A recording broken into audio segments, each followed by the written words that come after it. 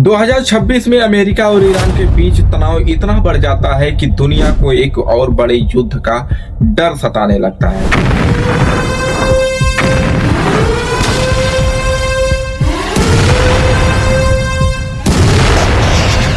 लेकिन क्या ये युद्ध सच में अचानक से हुआ या इसके पीछे छुपी है दशकों पुरानी एक कहानी जिसे बहुत कम लोग समझते हैं।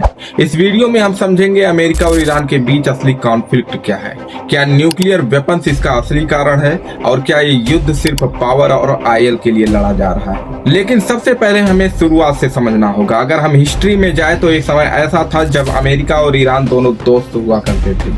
लेकिन 1979 में ईरान में एक बड़ी घटना होती है, ईरानियन रिवॉल्यूशन।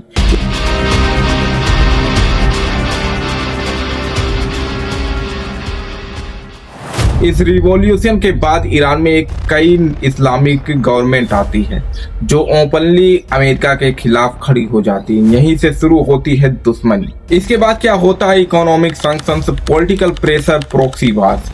दोनों एक दूसरे से सीधे लड़ते तो नहीं, लेकिन इनडायरेक्टली मिडिल ईस्ट के अलग अलग देशों में एक शैडो वार चलती रहती है। अब आते हैं सबसे कंट्रोवर्शियल टॉपिक पर, ईरान का न्यूक्लियर प्रोग्राम। अमेरिका का कहना है कि ईरान न्यूक्लियर वेपन बना सकता है, लेकिन यहाँ एक इम्पोर्टेंट पॉइंट है, हर न्यूक्लियर प्रोग्राम का मतलब न्यूक्लियर वेपन्स नहीं होता। कई एक्सपर्ट का मानना है कि ईरान एनर्जी और रिसर्च के लिए भी न्यूक्लियर टेक्नोलॉजी डेवलप कर सकता है। तो सवाल ये उठता है कि ये खतरा उतना बड़ा है जितना दिखाया जा रहा है। अब बात करते हैं उस फैक्टर की जिसे अक्सर इग्नोर किया जाता है, वो है ऑयल।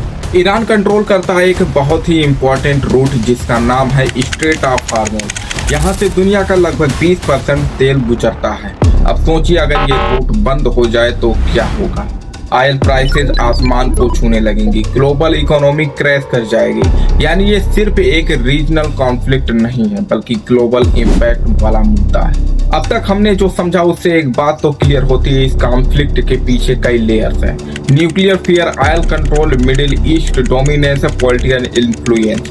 लेकिन प्रॉब्लम ये है हर कंट्री अपनी नैरेटिव पुश करती है और सच कहीं बीच में खो जाता है। और अगर ये कॉन्फ्लिक्ट बढ़ता है तो इसका असर सिर्फ इन दो देशों तक सीमित नहीं रहेगा, बल्कि इसका असर पूरी दुनिया की इकोनॉमी, ऑयल मार्केट और इंटरनेशनल रिलेशन पर भी पड़ सकता है।